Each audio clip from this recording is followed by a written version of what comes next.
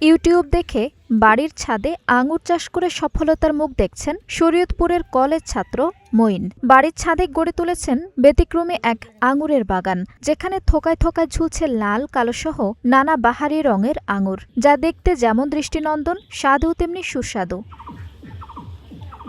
Perfect ব্লেন্ডের fresh মশলা, ভালোবাসার স্বাদ অটুট থাক। ডামুডা উপজেলার ধানকাটি ইউনিয়নের আকালবরিশ গ্রামের বাসিন্দা জাকির খানের ছেলে মঈন ২০২২ সালে ইউটিউব দেখে শখের বশে বাড়ির পাশে অল্প পরিসরে আঙুর চাষ শুরু করেন তিনি। শুরুতে গাছে ফলন এলেও স্বাদের টক হওয়ায় নানা সমালোচনা ও কটূক্তির মুখে পড়তে হয় তাকে। তবে থেমে যাননি তিনি, বরং সেই কটূক্তিকেই শক্তিতে পরিণত করে নতুনভাবে শুরু করেন তার উদ্যোগ। পরবর্তীতে ২০২৪ সালে তিনি বাড়ির ছাদে প্রায় ১৫০০ স্কয়ার ফুট জায়গা জুড়ে পরিকল্পিতভাবে গড়ে তোলেন একটি ব্যতিক্রমী আঙুরের বাগান। দেশের বিভিন্ন স্থান থেকে সংগ্রহ করেন বাইকুনু, ডিসকন, ইকোলো ও ভ্যালেস সহ বিরল প্রজাতির প্রায় ৪৫টি ভিন্ন জাতের আঙুরের চারা। পরে নিয়মিত পরিচর্যা, সঠিক ব্যবস্থাপনা এবং কঠোর পরিশ্রমের ফলে ২০২৫ সালের শেষের দিকে সফলতার মুখ দেখেন তিনি।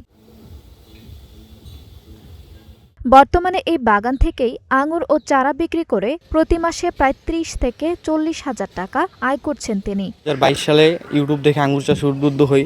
পরে স্থানীয় নার্সারি থেকে 2টা চারা সংগ্রহ করি।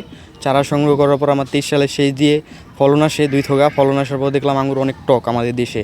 পরে আমার মনে একটা জিদ জাগলো, আঙুর ফল কেন টক হবে।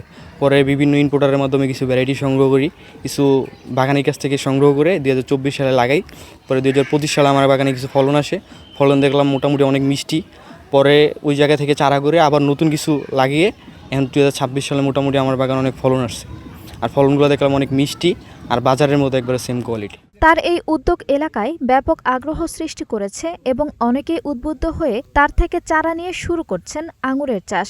এই ব্যবসাটাকে বড় করার জন্য, এই কাজটাকে, হ্যাচারিটাকে বড় করার জন্য যদি কোনো সহায়তা দেওয়া হতো আর্থিক, তো সে আরও উপকৃত হতো, এলাকার মানুষ উপকৃত হতো। আমরা আশা করি এই ছেলেটার উদ্যোগটা যেন আরও সামনে অনেক দূরে এগিয়ে যায়। এর জন্য কৃষি মন্ত্রণালয় থেকে তাকে যেন সহযোগিতা করা হয়, আর্থিক হলে আর্থিক, এরকম কোনো বিষয়ে পরামর্শ হলে সেটা যেন দেয়। আমরা এলাকাবাসী হিসাবে, আমি এই সমাজের ইমাম হিসাবে, এটা আমার একটা চাওয়া। পড়ালেখার পাশাপাশি যেটা চালাইতেছে আলহামদুলিল্লাহ ও ভালো সফলতা হয়েছে। চারা বিক্রি করতেছে, ফলসহ বিক্রি করতেছে, বা কাঠিন বিক্রি করতেছে।